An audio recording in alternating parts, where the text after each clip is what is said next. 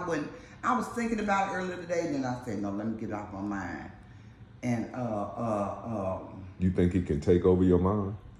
oh yeah, it can if I let it. But I'm not gonna let it. It's not gonna take over my mind. It might come and go, but when it come, how did you like how it put you in? What position it put you in? Like this. And that's saying what? What that mean? Like what does that mean then? Cause I want it. I want it bad. I want it.